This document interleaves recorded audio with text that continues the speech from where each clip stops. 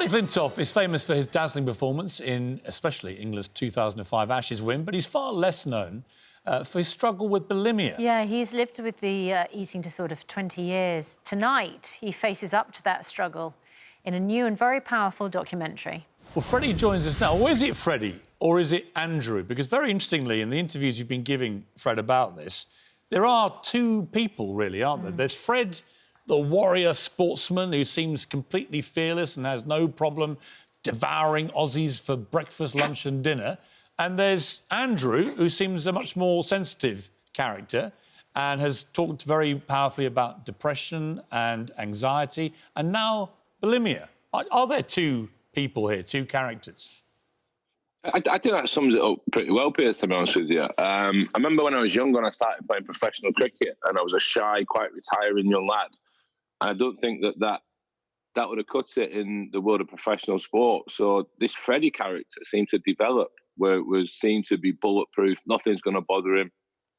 Every time you walk out into a field or a situation, you've got it under control. And I developed that over a period of time, I suppose, just as a coping mechanism. Don't get me wrong, it was a lot of fun as well. Where as I get older, I think I'm, coming back into myself a little bit and more comfortable in my own skin. Probably more like Andrew than Fred. One of the things that I was really struck by in this documentary was how important it's going to be for men who suffer from eating disorders. Because one of the things that you talk about is that this is generally considered something that afflicts women, and it makes it harder for men to speak out and try and seek help. But you had some pretty powerful stories, didn't you, along the way? Yeah, I did, and the stats towards men suffering from eating disorders is high, probably more so than anyone would think, which it touches on in the doc. I remember I nearly asked for help in my early 20s. I had a dietitian come in to speak to the team, and I was at that point where I was going to say, you know what, I've got a problem here. And then she signed off by saying she works with a lot of women and ballet dancers, this, that and the other, and she wouldn't imagine there's anyone with an eating disorder in this room because we're a group of lads, obviously. So I didn't feel that I could speak. I didn't feel I could say anything. And I think as well, being a bloke, I'm 6'4" from Preston. I'm not meant to have an eating disorder by rights. So you just keep it hidden away and you don't want to speak about it. And I'm 42 now. And I'm still not 100% sure how comfortable I am with the documentary tonight going out and the reaction that will be towards it. But I suppose I'm more comfortable in my own skin these days. I think you've done more, Fred, honestly, in the way you've spoken out, perhaps as Andrew, about these issues in your life in the last few years. You've had a more profound effect than you might realise. I mean, I think that there's a lot of people who watch these who think, well, if Freddie Flintoff can do this, can admit to this, then I can. Yeah, I think that's one of the thoughts within the doc. When we started making it, we weren't quite sure what we're making, to be honest with you. And as it unravelled, we spoke to some amazing people, some lads who've been through it. We spoke to a family in Northern Ireland who'd lost Lawrence, their son. And I've started to learn a hell of a lot more about myself and how I deal with this.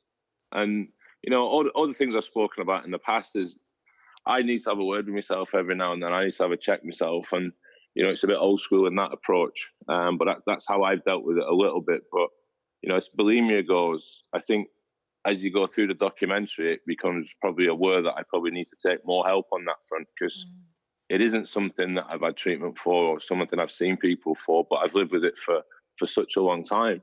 You've never been fitter, Fred. In all the time I've known you, you've never been fitter. You haven't drunk for a few years now, I know, but you're an intensive worker out there. I read you're doing 9 sessions a week, brutalising your trainer, who often has to lie down, apparently, after the session. So you're very, very fit now. Has that helped with the bulimia?